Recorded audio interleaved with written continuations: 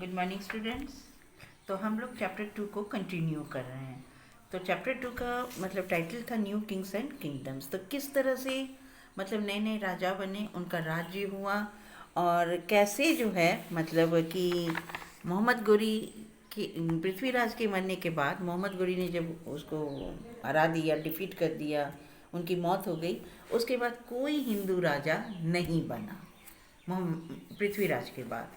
तो हम लोग मोहम्मद गोरी तक जान चुके हैं। अब हम लोग आते हैं चोलाज में। तो चोला का मतलब स्टार्ट हुआ उभरना साउथ इंडिया में लगभग 8 सेंचुरी एडी से। तो विजयालय ने स्टैब्लिश किया अपना शासन तमिललैंड्स में। तंजौर उसका कैपिटल हुआ लगभग एडी 846 में। उसका ग्रैंडसन था परंतक फर्स्ट। अपना एम्पायर को बढ़ाया। पांड्या जो थे मदुरई को हराकर उन्होंने जो है अपना एम्पायर को बढ़ाया। उसने टाइटल लिया मदुरई कोंडा का, या इसका मतलब है कैप्चरर ऑफ मदुरई। तो ये जो ग्लोरी था चोल डायनेस्टी का, वो जो है मतलब एट्रीब्यूट है, एक प्रतीक है राजा चोला फर्स्ट और राजेंद्र चोला फर्स्ट को। तो राजा चोला फर्स्ट जो था एक एक्सेलेंट मतलब कि बहुत ही निपुण कमांडर था और उसने हराया पांड्या और चेरास को। उसने श्रीलंका पर को आक्रमण किया और उसका नदन पार्ट जो है अपना एम्पायर में मिला लिया। उसने एक पावरफुल नेवी भी बनाया और कंट्रोल किया बहुत सारा आइलैंड्स द्वीपों को, जैसे लक्षद्वीप और मालदीव्स को। वह एक ग्रेट बिल्डर था जो कंस्ट्रक्ट किया बृहदेश्वर टेम्पल शिवा का तंजौर में। अब हम आते हैं राजेंद्र चोला फर्स्ट। राजेंद्र चोला ने जारी रखा अपने पिता का जो ये पॉलिसी था कि मतलब अपने राज्य को बढ़ाना, एक्सपेंशन करना, उसको उसने जारी रखा। उसने चालुक्य को वेस्ट में हराया और पाल रूलर्स जो बंगाल के थे उनको, और कंप्लीट कर लिया। जो कॉन्केस्ट था श्रीलंका का उसको कंप्लीट कर लिया। श्रीलंका को एक प्रोविंस बनाया चोला एम्पायर का और नाम दिया उसका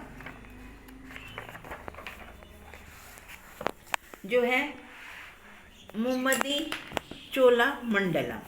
उसने एक नया कैपिटल बनाया जिसका नाम था गंगई कोंडा चोलापुरम, जो कि मतलब रिवर कावेरी के माउथ पर था, उसके अंडर में। ट्रेड साउथ वेस्ट एशिया का फ्लॉरिश हुआ, जिससे उसने बढ़ा दिया रेवेन्यू अपने चोला किंगडम का। अब चोल का एडमिनिस्ट्रेशन कैसे था चोला का? तो चोलास ने एक मतलब बहुत ही अच्छा प्रशासनिक सिस्टम लिया। उसका 3 टायर सिस्टम था, 3 लेवल्स था, सेंट्रल गवर्नमेंट, प्रोविंशियल गवर्नमेंट और लोकल गवर्नमेंट। तो सेंट्रल एडमिनिस्ट्रेशन में कौन था? किंग जो होता था वह हेड होता था सेंट्रल एडमिनिस्ट्रेशन का। उसका पोजीशन जो था वंशागुनत था और रॉयल सिंबल जो था उसका टाइगर था। उसका जो मतलब कि उत्तराधिकारी था वो कहलाता था युवराज, जिसके पास बहुत ज़्यादा पावर होता था और बहुत ही शानो शौकत से वो आरामदेह जीवन बिताता था। राजा को असिस्ट करते थे मिनिस्टर्स जो कहलाते थे पेरुंतरम। अब हम आते हैं प्रोविंशियल एडमिनिस्ट्रेशन पर। एम्पायर को डिवाइड किया गया 6 प्रोविंसेस जो मंडलम कहलाया। मंडलम को फर्दर डिवाइड किया बहुत सारा वालानाडूज में। वालानाडू जो था सब डिवाइडेड था नाडू में। हर नाडू को फर्दर डिवाइड किया विलेजेस या फिर उर में। फिर आए लोकल गवर्नमेंट। एक विलेज में शासन होता था एक सभा और उर के द्वारा।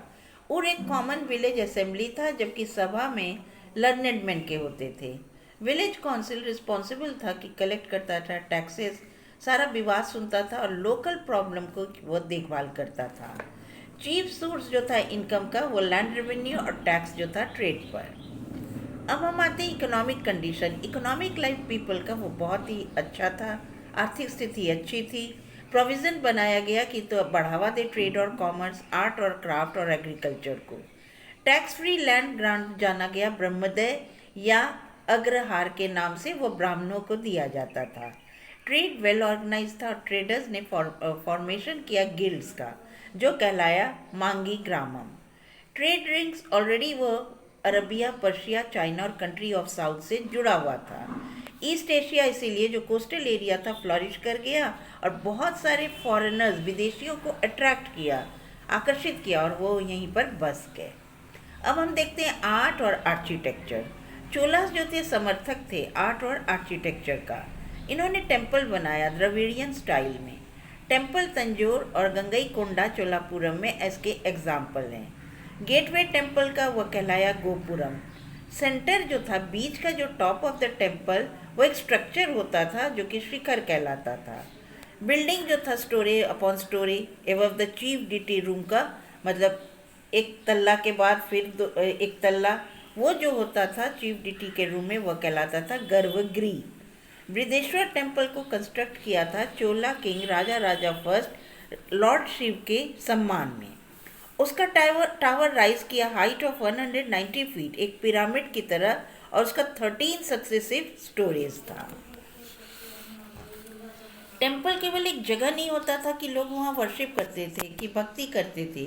ये सेंटर होता था, केंद्र होता था कि वहाँ सामाजिक जीवन और आर्थिक गतिविधियाँ भी होती थी। प्रीस्ट संस्कृत यहाँ पढ़ाते थे, फेस्टिवल सेलिब्रेट होता था टेम्पल के आंगन में।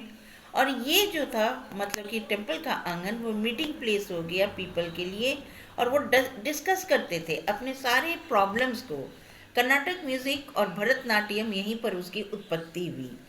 चोल्स ने बढ़ावा दिया आर्ट जो था मोल्डिंग का, मेटल स्टोन और मेटल स्टैचूज व स्कल्प्ट हुआ इसी पीरियड के दौरान। तो विषय जो था इन स्कल्पचर्स का वो डिटीज था, डिवोटीज था। अब ये इमेज जो था नटराज का एक सुपर मास्टरपीस है जो कि चोला ब्रॉन्ज स्कल्पचर का। तो इस तरह से हम देखते हैं कैसे कैसे नए राजा आए और कैसे कैसे उन्होंने अपने राज्यों को स्टैब्लिश किया। आज बस यहीं तक, और नेक्स्ट मतलब कि पार्ट में हम आपको एक्सरसाइजेस देंगे, question answer, fill in the blanks, जो कुछ भी है। आज बस इतना ही। Thanks, have a nice day.